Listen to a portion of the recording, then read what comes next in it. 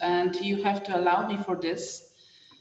Arek already told me that I am allowed, but it will be not posted anywhere. I mean, it will be for private, just for private usage. But we will see. We will see. If you will be happy with this, then you will be allow me to maybe even open the new YouTube channel or something. Yeah, yes, I've never done such a thing. So yeah, we will try. We'll try how it works. Okay, so Arek was my PhD student. He made his PhD in physics. He studied first. He was studying physics. Then he was studying applied mathematics. Then he made his PhD in physics, in theoretical physics.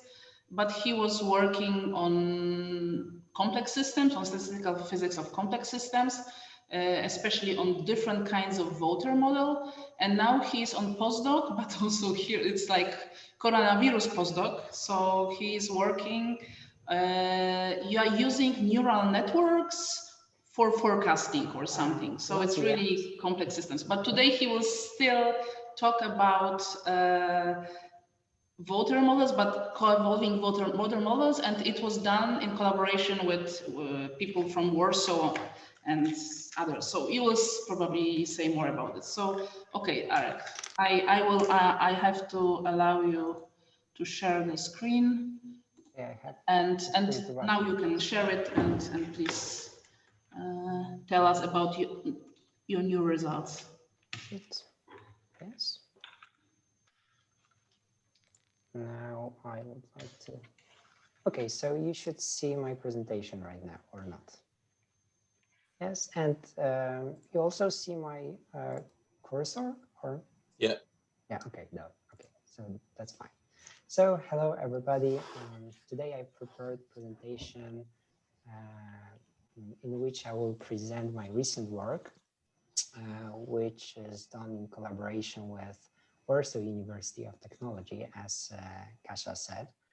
And at that university, there is a group of Professor Hollists, and this group also analyzes different social phenomena.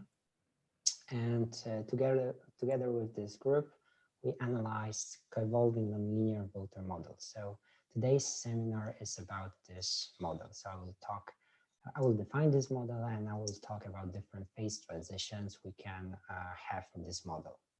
So if you have any questions during my talk, you can interrupt me and ask, so you're welcome. Okay, so let's start with introduction.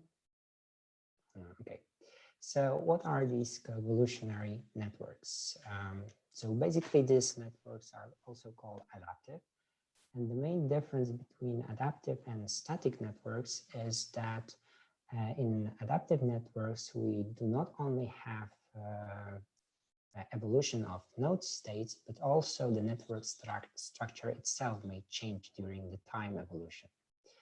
And to define such a model, coevolving model, we have to define two mechanisms. The first one is responsible for evolution of node states, whereas the second one is responsible for changes in the node structure. And what is also important is that we have a feedback loop between these two mechanisms.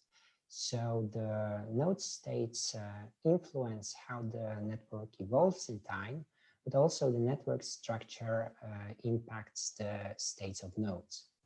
And thanks to this feedback loop, we can observe new phenomena in such systems. And one of this phenomenon is network fragmentation, which is illustrated here on this slide. So it happens when we have a single component network, and at some point of time, this network splits into two disconnected components, as we can see.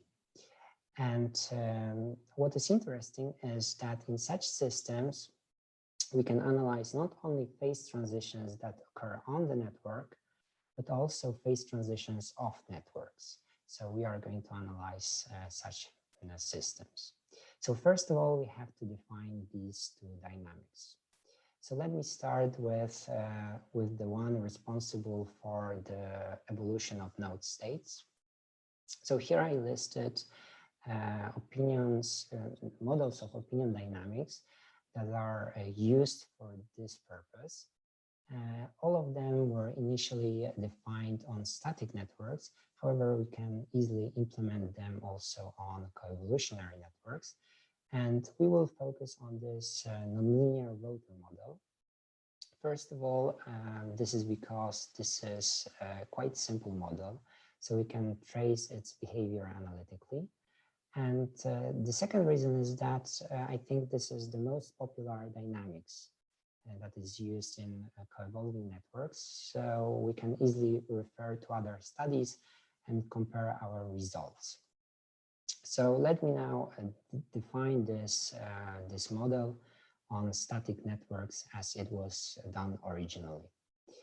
So this coevolving, not coevolving, nonlinear voter model is model of opinion dynamics, which represents how the information or opinion spreads in the society under the influence of conformity. And conformity is one of social responses distinguished by psychologists. And this model is an agent-based model. So that means that we have a network, and each node of this network refers to an agent or a voter in our case. And agents may interact through links in our network. This is also a binary state model, so that means that each voter holds an opinion. This opinion is represented as a variable. This variable can be in one of two states. In our case, this is 1 or -1, and we refer to these states as positive or negative opinions. So how we can implement this dynamics? So imagine that we have a network. This is part of this network, and now step by step we choose randomly one agent after another. So let's say we have chosen this agent, and now from the direct neighborhood of that agent defined by the network topology, we choose randomly Q agents, Q voters. And these voters form the group of influence, which tries to exert social pressure on our initially chosen voter. And this happens only if this group of influence is unanimous. That means that all voters have the same opinion in that group. And then our previously chosen voter changes his opinion to the opinion that the group has, as we can see here right now. When the group is not unanimous, so it's divided in opinion like right now, then we anyway can change our opinion, but then this happens only with some probability epsilon. And this probability reflects some kind of noise in the system. So in this formulation of the model, we have two parameters. The first one is the size of the influence group. So this is obviously an integer. And the second parameter is this level of noise, our probability that we change our opinion in case of disagreeing influence group.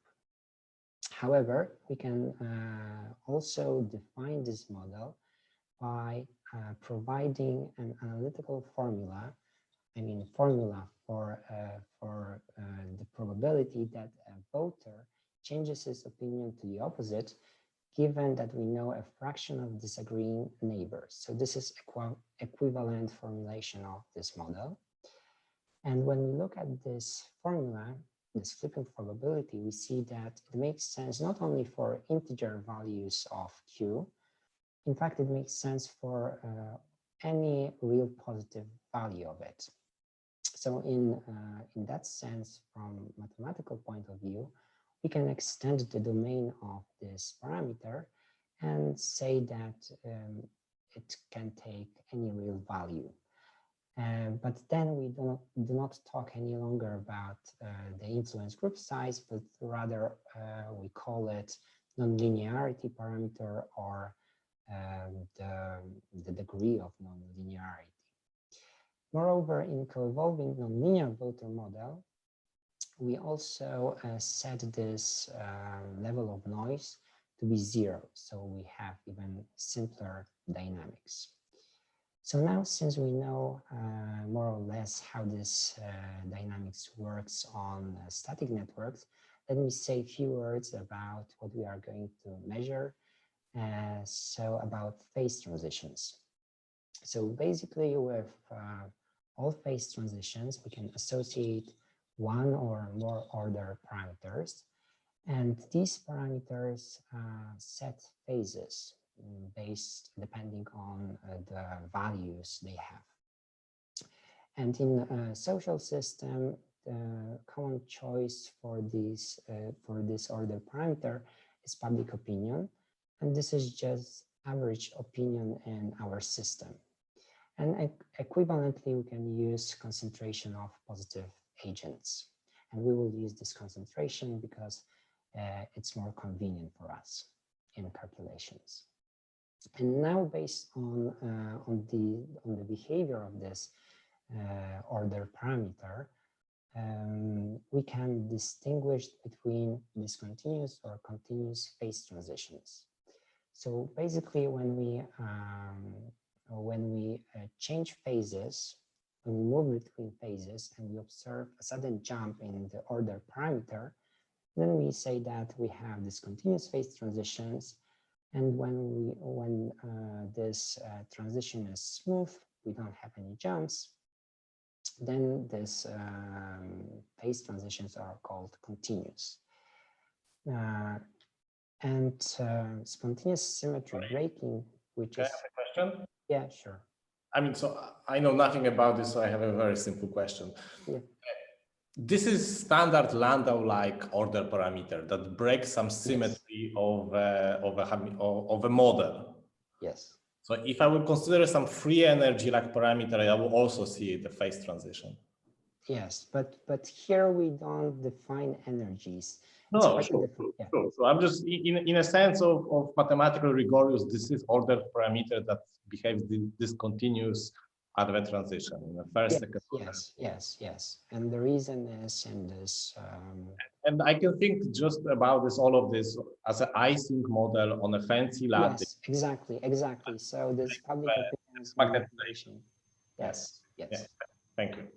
Yes. And in fact, sorry, can I say something?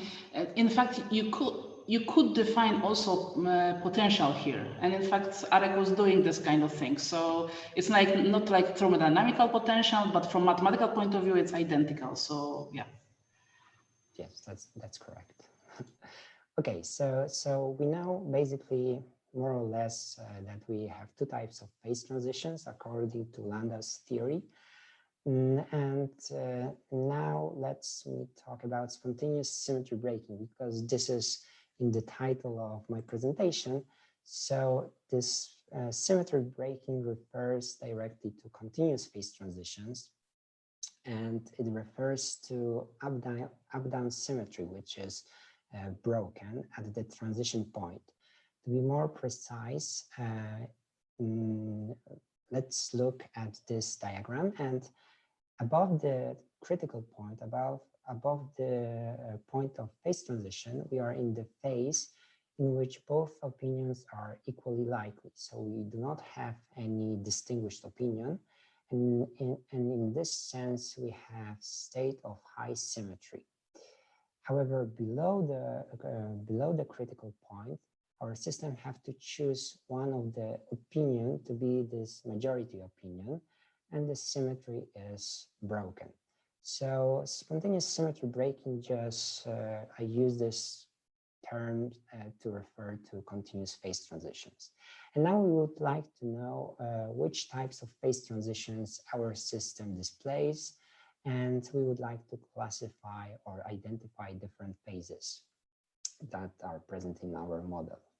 But before we do that, we should talk about this second mechanism that is responsible for changes in the network structure.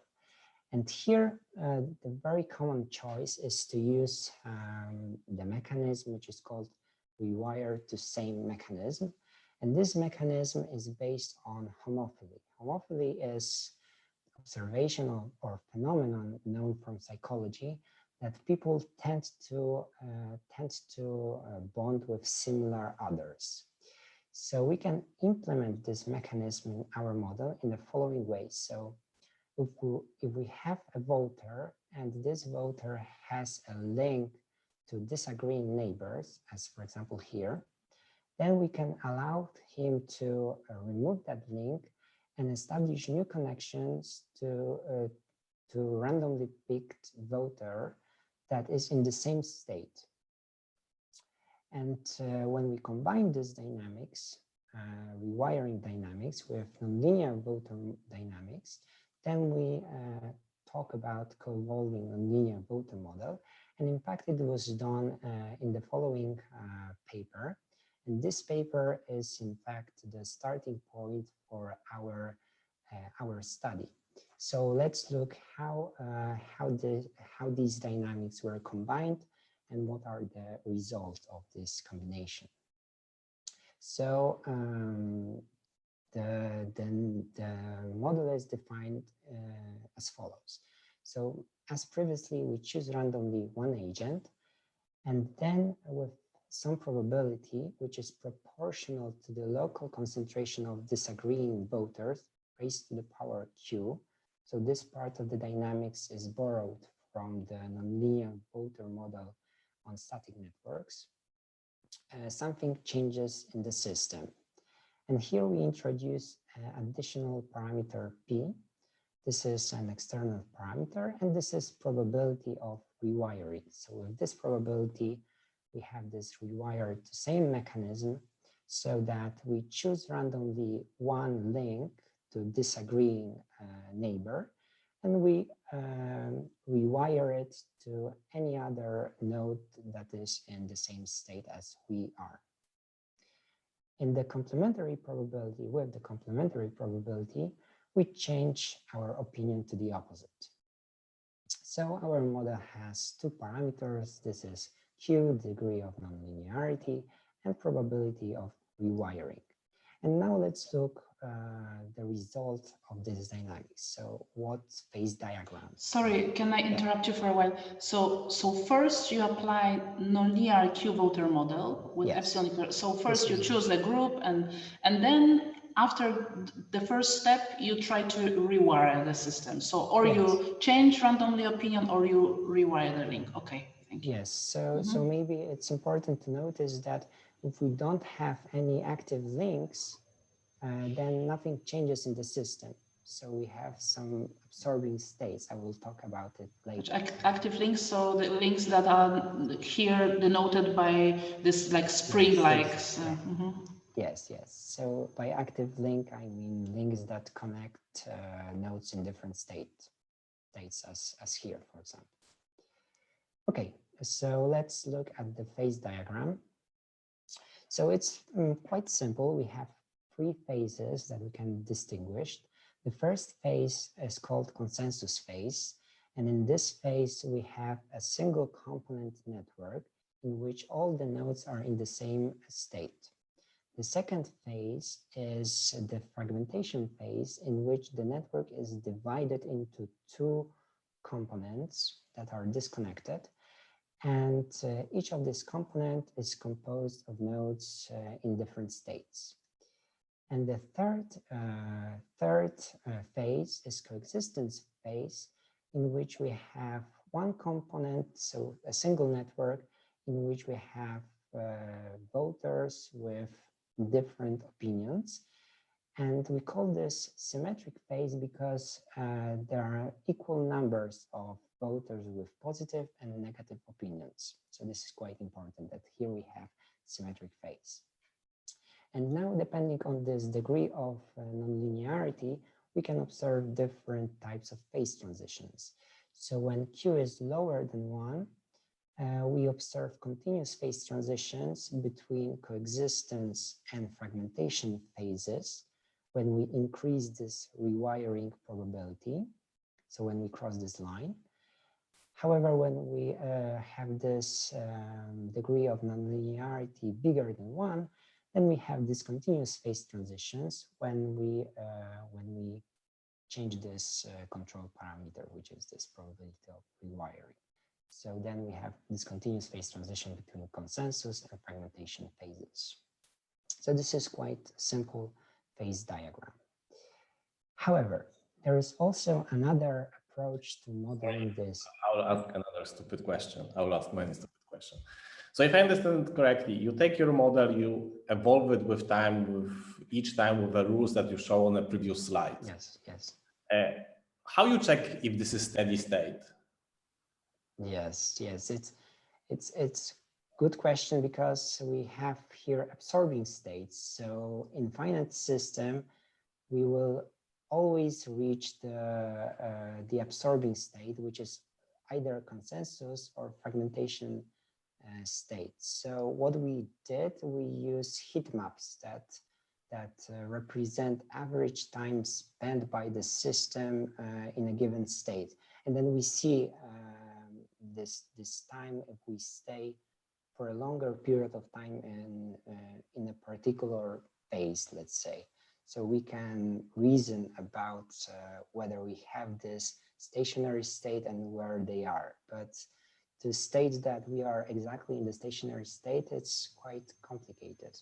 So on the very end, you end up with the same problems if I will do Monte Carlo on this, and then yes. Yes. Yes. Thank you. Yes. So later on, I will show you how we can approach this problem.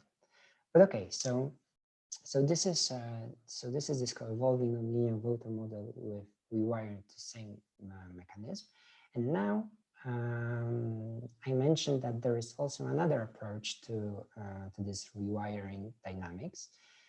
And the difference is that in this approach, we can rewire our link to any link in the network. So we do not distinguish between different opinions, as we did in the previous case.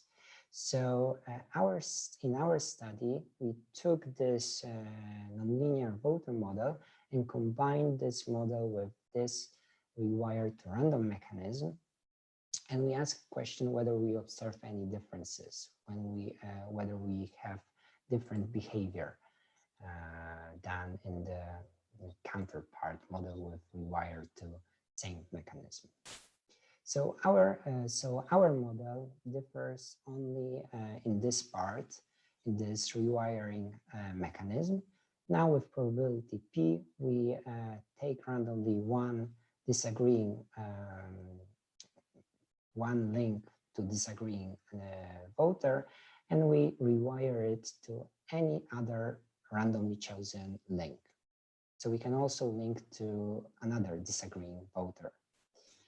Can I interrupt you for a while? Because I don't know results of this paper. I didn't read it, so I don't know yet.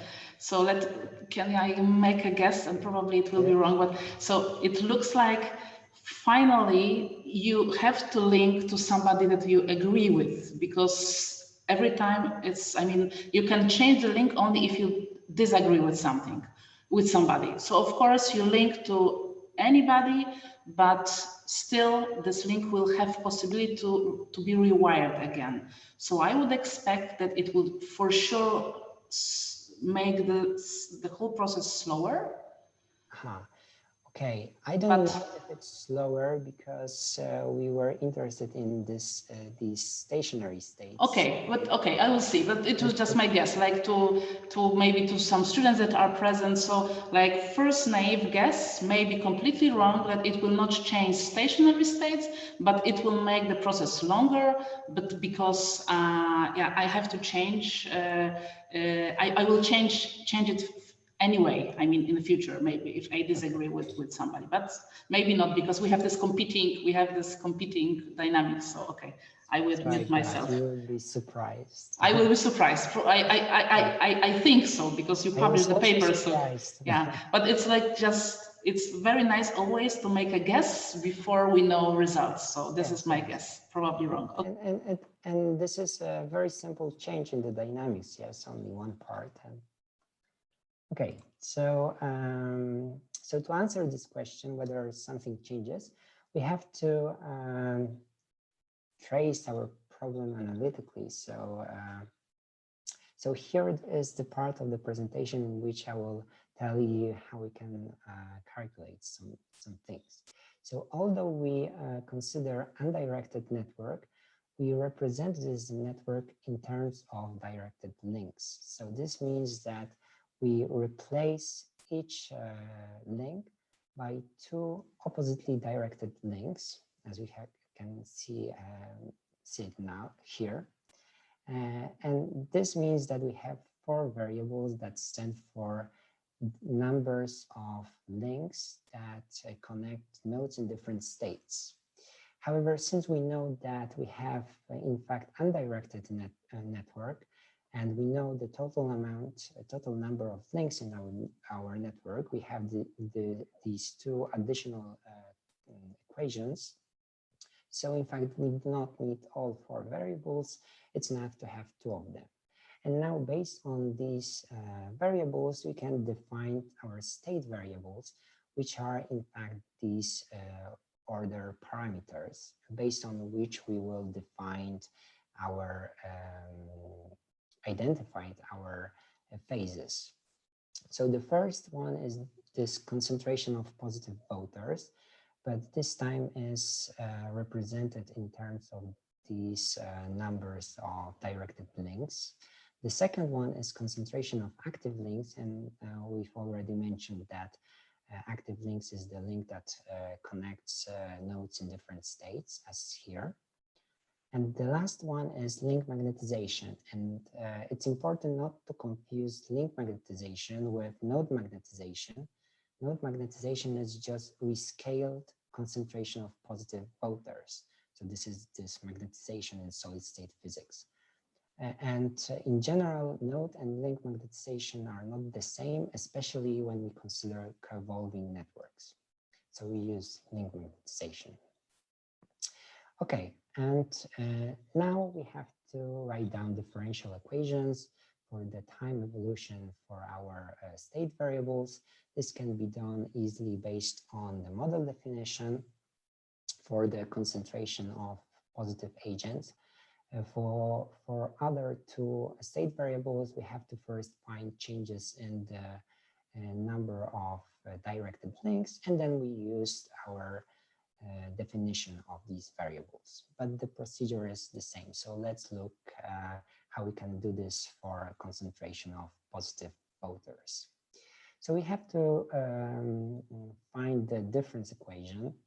And in this difference equation, we have transition probabilities. And these probabilities tell us what is the probability that concentration increases or decreases by this elementary amount, which corresponds to a single opinion change in our system. So that's why it's easy to write these transition probabilities based on this diagram, on the model definition. The only hard part to do is to find these conditional probabilities. Conditional probabilities tell us what is the probability that we choose an active link from all the links that a voter with positive or negative opinion has. However, these conditional probabilities can be derived based on the pair approximation and the initially defined values of not values, but numbers of links that connects nodes in different states, as we can see here. So when we have all these quantities, we just take the thermodynamic limit of our finite difference. This corresponds to going with n to infinity, and we can finally arrive at differential equations. And in this differential equation, what we see is that they depend only on three parameters. Two of them are parameters of the model. This is this rewiring probability, and also this degree of nonlinearity. And the third parameter, which is related to the network, is this average node degree. And we see that only this average node degree of the network impacts the model dynamics. And of course, since we are interested in phase transitions, we want to find out what are the steady states. And we can do that by solving the following equations. So we set our differential equations to 0. And what we get are the steady states. And based on these states, we can plot our phase diagrams and also identify different phases. So this is what we are going right now. So the first phase we distinguished is the absorbing phase, for which we have this concentration of active links equals to 0. As I mentioned, this is the state for which the system dynamics ends, because we don't have any longer any active links. So we cannot observe any further changes in the system dynamics. And this absorbing phase is fulfilled by either a consensus phase, in which all the nodes in the network are in the same state, or by a fragmentation phase, in which the network is fragmented and each of these components is composed by nodes in different states. So we don't have any active links either. The second phase that we can distinguish is an active phase. And this active phase is characterized by this concentration of active links that is bigger than 0. And this means that our network constantly evolves. So the links are can be rewired, and also we can observe changes in node states. And in our model, we can further on distinguish between two active phases. The first one is this symmetric active phase, which was also observed in the rewired to same model, this model with this mechanism. And to remind you, is the phase where we have a single component network. However, there are equal number of nodes in different states, as we can see. But in our model, we can also observe a symmetric active phase. So this is a new phase that we discovered thanks to this rewired to random mechanism. And in this phase, we have a majority opinion in the system. So there are more nodes in one state than in the other. So this is quite interesting. So now let me show you the phase diagrams so we can describe different phase transitions. We can see that this phase diagrams is quite complicated in comparison to the model with rewired to same mechanism. So to better understand this phase diagram, I divide it into several parts, and we will go through this phase diagram part by part, and I will explain what types of phase transition we can obtain. So the first part of the phase diagrams is the part in which the nonlinearity parameter ranges from 0 to some threshold, and this threshold value depends on the average node degree of the network. And in this range, we can only obtain continuous phase transitions between symmetric active phase and the absorbing phase. And this transition point is here depicted by this black line. And as we see in this region, we do not have this asymmetric active phase. So this situation is similar or even the same as we had in the model with rewired to same mechanism. However, when we cross this threshold, so we are in this upper region of the phase diagram, the first thing what we can observe is that the symmetric active phase starts losing its stability at some point, and this point on this phase diagram is initially depicted by this black dashed line, and then this black dashed line becomes a continuous blue line. So this is the point at which the stability changes of symmetric active phase. And in such a way, we can obtain also discontinuous phase transition between symmetric active phase and absorbing phase here at this point.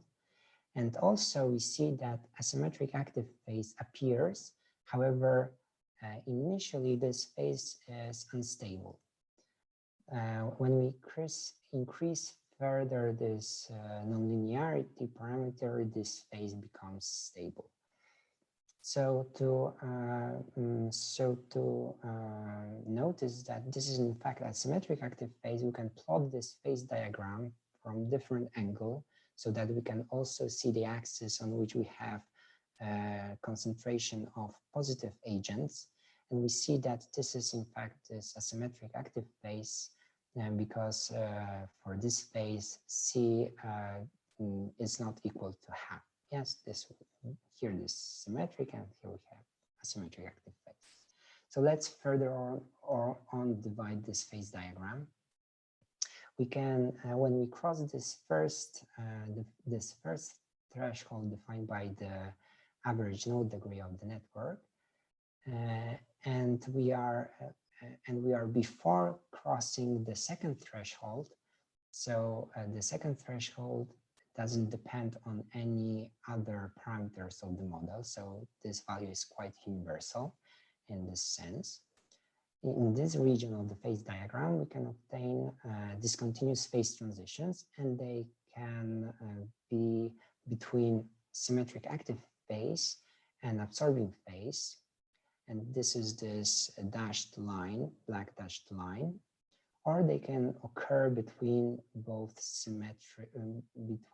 active phases, so between symmetric and asymmetric active phases.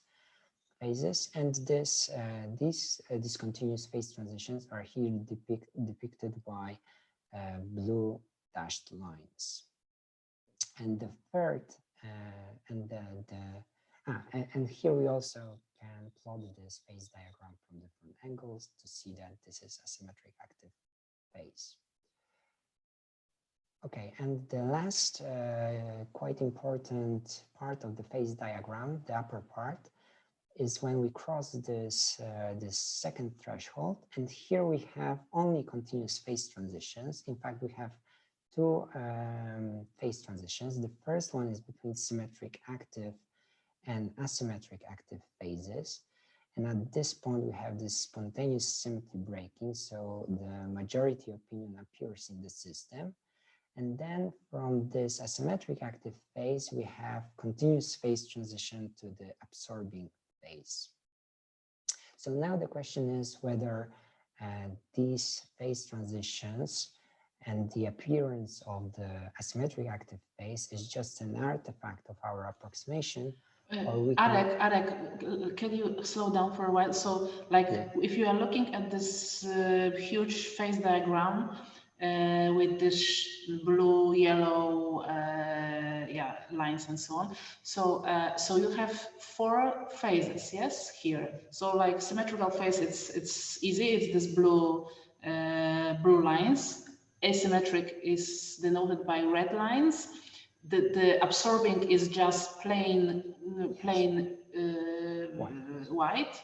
Okay, and then you have the small piece of green and also the small piece of yellow without any lines. So what is yes, because okay, so let me go back to this slide. So the plain colors correspond to unstable solution. Okay. So it's not like, let's say, orthodoxical phase diagram, because usually you don't. Okay, I understand now. Okay, thanks. It was hard to represent everything what happens in that model. So. Yeah, sure. I understand now. Okay. So in fact, here we also have this absorbing phase because this phase is unstable here. So yeah. So maybe it's hard to understand everything. Yeah, I realize that. Okay, so basically I described the phase diagram, and okay, so this is the question whether we have this these all phase transitions, whether we can recognize this phase transition in simulations, or whether we have only these artifacts coming from our pair approximation. And to find out, we conduct Monte Carlo simulations. And what we did is we plot heat maps. And as I said, heat map represents the average time spent by the system in a given state. So the lighter the area is, the longer we stay at this point. So on the upper row, we have outcomes of our pair approximations, and in the bottom line, in the bottom row, we have outcomes of Monte Carlo simulations. And as we see, the Monte Carlo, the analytical approach, so pair approximations, at least at the qualitative level, correctly predicts the behavior of our models. So when we are below the first threshold, we should obtain only continuous phase transition between the symmetric active phase and absorbing one. And this is what we see in the simulation. When we cross this first threshold, but we are before crossing the second one, we see that the symmetric active phase loses its stability, and this is what happens also in simulation. And here we can also have this discontinuous phase transitions. And when we cross the second threshold, we can observe this antisymmetric asymmetric active phase. However, in Monte Carlo simulation, this antisymmetric phase is much narrower than in the analytical calculations, as we see.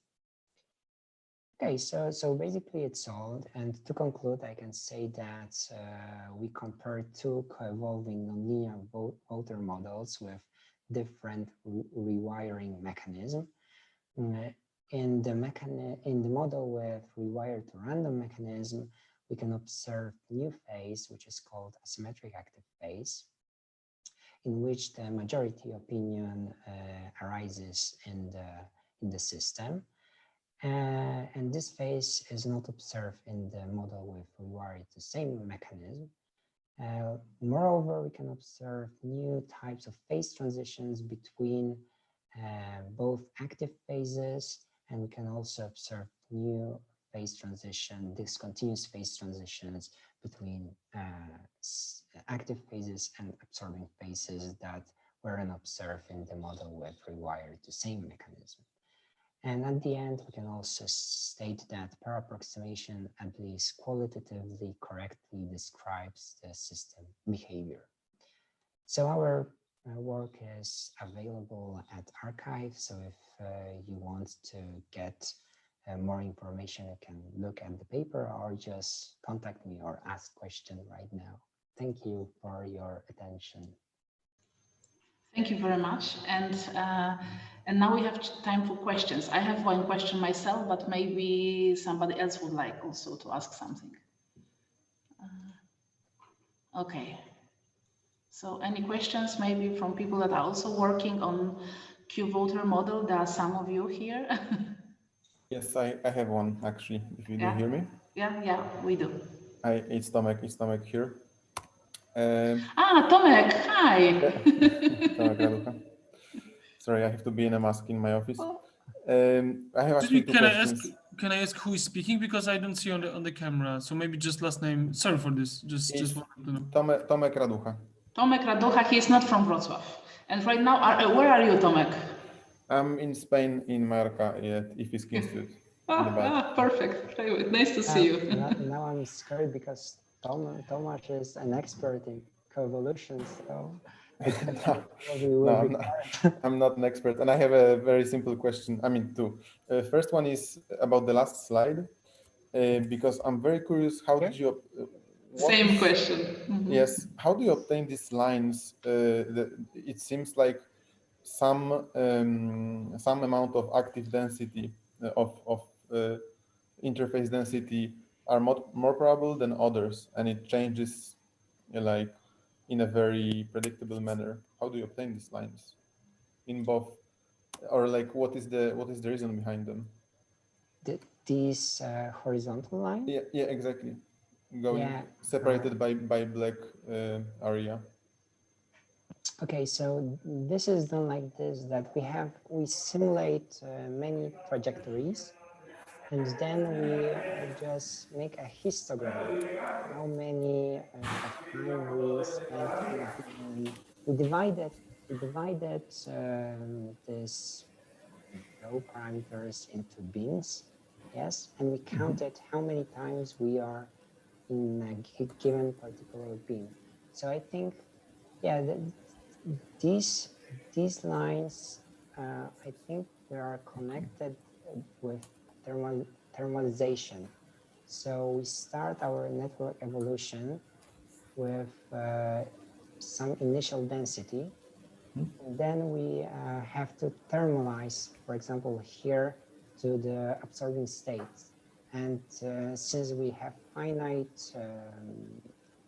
systems, these steps are discrete. So we have this, so we have step by step, we have to move from one state to another.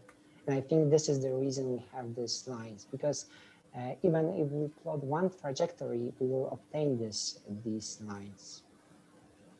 Okay, so, okay, but so the reason is just the histogram bins, so to say, or coarse graining, or it's not like that if you decrease very slightly the interface density, then the result changes completely, and if you decrease it further, then you obtain again the same result.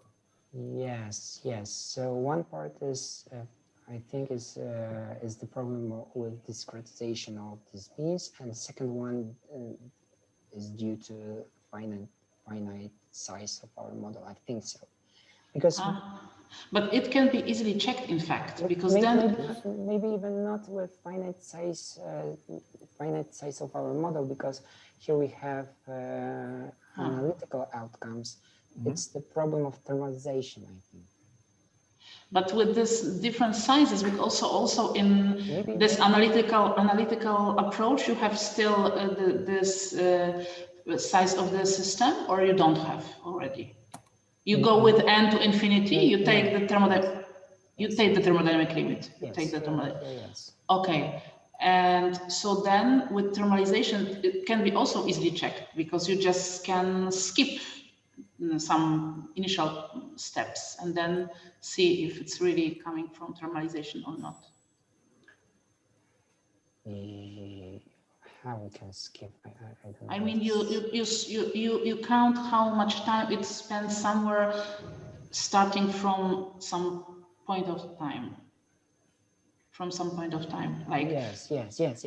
So, like for example, if you are plotting anything, like for example, stupid example with the logistic map for Freigenbaum-tree. Of course, if you do it right from the beginning, it will see a lot of mess.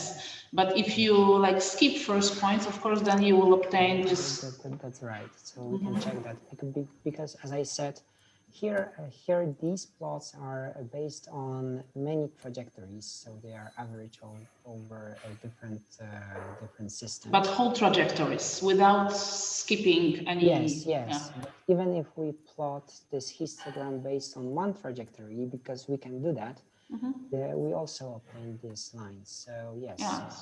Yeah, but it's I mean it's easy to check. Yeah. Okay, I wanted to ask also about this picture, but something else. So basically what we see here is, maybe I don't understand it correctly. It's like hysteresis, in fact, that you have this like in this last here, or on the last last column. It's really huge. So it's like the one point when one point is through the stability, and then the second point. So it's like the border of the hysteresis, in fact, or not really. Here probably this is this hysteresis, maybe from the other way around. So these states are unstable, but Mhm. since we plot this average time spent in a particular state, we can see unstable states. So this is quite interesting, because when we plot phase diagrams, when we average normally as we do, we cannot observe this unstable state. So here we don't have any hysteresis, because here we have only continuous phase transitions.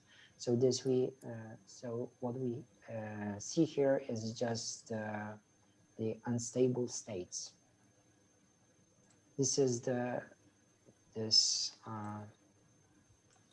this part. We see this.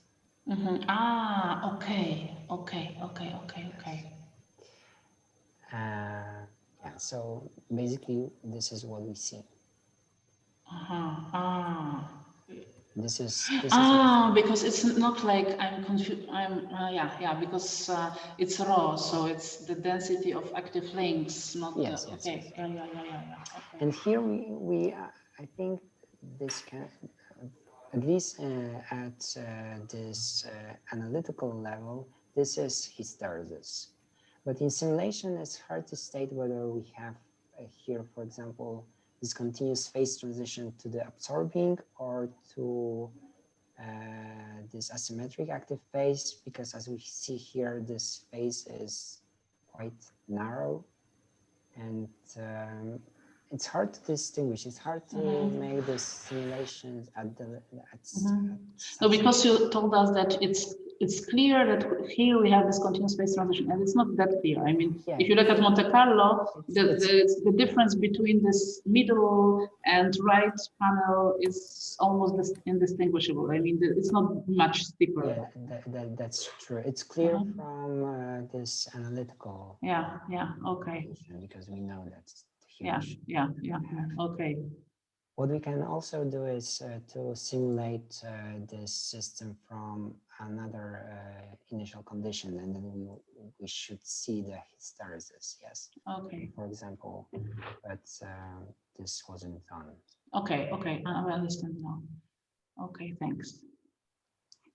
By the way, Tomasz Raducha will be our speaker in 2 weeks. Yeah. Yes, I will. Yeah. From Mallorca. So that's the good part of coronavirus. I mean, in general, it's really awful, but at least we don't have to travel from Mallorca to here. Okay, so maybe other people have some questions. I had another question, if I can still ask a second one. Sure. Just out of curiosity, because I really liked your approach to describe the system analytically. And I haven't seen this idea before to treat regular links as directed graph. And my question is whether was like your original idea, or is it some more general framework, or like how did you get the idea to describe the undirected network as the directed one? Okay, so this was already done. I mean, this approach was invented, and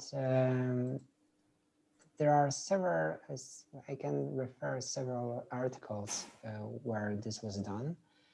For example, also a group of Professor Hoest analyzed this coevolving but linear voter model, and they also used this approach.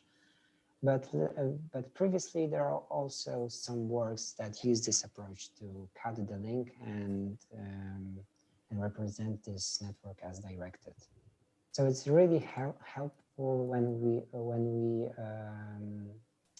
want to take the this conditional probabilities. And this is why we need that. So yeah, so this wasn't our invention. Okay, thanks. Then I think I will look in the bibliography of your paper, because I'm really curious. Yeah, I can send you. Thanks. It might be easier. Okay. If I can have one question, I would like to ask also. Tomek, powiedz, where are you right now? I'm in Warsaw in my office, you know. In Warsaw. So you will be our speaker next week or not? No, I'm not prepared. Okay. But you know, everything that I've done in this field is actually done by hands of Tomek Raducha. So Okay. Nice to see you. Okay. I need next PhD student, you know, to have something new to show you.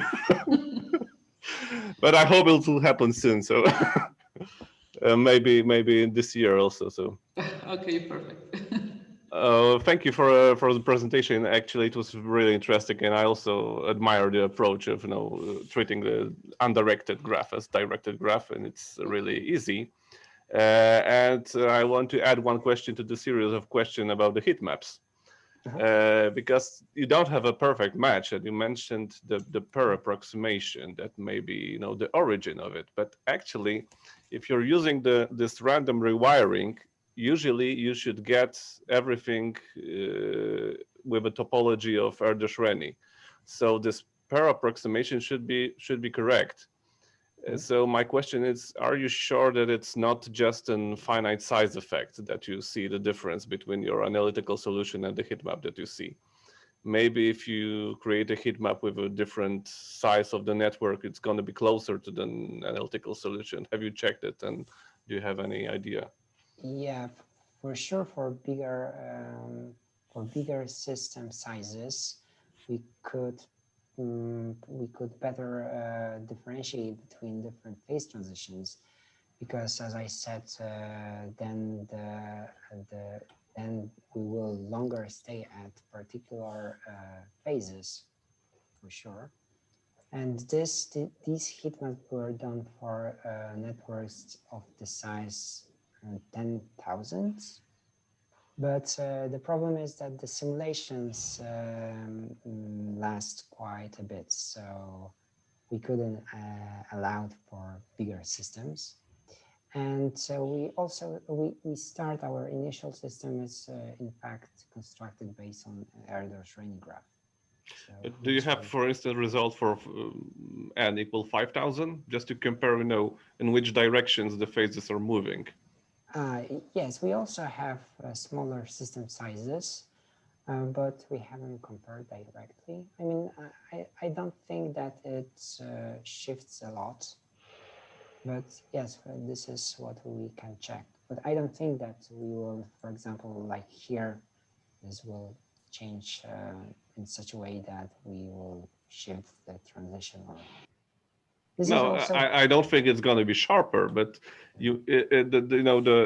actually the value of P can move, to the left, to the smaller values for a smaller system, and if you increase the system, it can get closer to 2.8.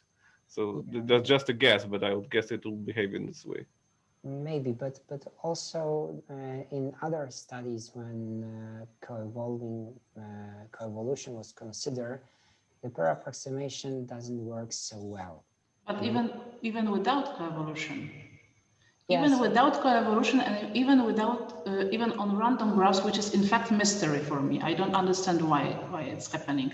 But you remember our local global? We had the same. In fact, it was producing this continuous phase transition, and it was not there. So, but maybe it was there. I mean, Tomek claims that maybe if you take really huge systems, you will see them. Okay, we have to discuss it. Okay. Maybe. I'm not sure. I'm not sure if it's the only approximation that we are doing, because I was always thinking that on random graphs it will work perfectly. But recently, but recently we see that it's not always the case. I'm not sure if we are doing something also, I mean, additional thing with this approximation. It's not that obvious. I don't know. Okay. How nice to see you both, Tomeks, here. It's nice to see you too. Okay. If I can extend even longer the questions section, could you, Arek, describe, because actually now I'm not sure, could you describe how exactly do you obtain the heat maps from Monte Carlo simulations? Okay, so basically what we did, initially we just simulate one trajectory, and we just divide it into bins. For example, here this concentration of active links, and we counted how many times we are at this particular bin from this single trajectory of interface density. Yeah. Yes, for example, but in the paper we have also this phase of these heat maps plotted for other state variables. Here I only presented this, but later on we also introduced random initial conditions to solve our equations. Because in the Monte Carlo simulations, you also have this random fluctuation during the dynamics. Here in Monte Carlo simulation, when we solve solutions analytically, then we don't have this fluctuations during solving them. Yes, it's hard to introduce them, but we can introduce random initial conditions, and we set the same distribution as we had in Monte Carlo simulations. So later on, we average further on our trajectory over different trajectories, starting from different initial solutions. So, okay, that's what I wanted to know. I get it now, I think. Thanks. Okay, do we have any questions? Because in fact, it's already 2 p.m., so it's time to finish our seminar. But if anybody has any other question, maybe we... Okay, first I told you that it's time to stop, and then I'm asking if you have more questions. So, okay, so I think that's it for today. I don't know yet who will be talking in the next week, to be honest. I know that Tomek Raducha will speak in 2 weeks. So I mean, it's dynamic. I don't have any schedule, in fact, for the future. But if you have any idea, would like to speak here and share some results, even if preliminary, because up till now we have really like final things here, but maybe also some like more working seminars will be nice. Okay, so so I think that's it. Thank you for today. And I will write you about the next seminar. I don't know yet what it will be. But for sure in 2 weeks we see Tomasz Raducha, and hopefully also another Tomek Gubiec, who is supervisor of Tomasz Raducha. Although he looks younger, of course, than Tomasz Raducha because he's in the mask. Okay, I will stop talking because I'm stopping stupid things right now. Okay, thank you very much, and see you next week. Thank you for inviting us. Yeah. Thank you. Thank you. Bye. Bye. Bye. Bye.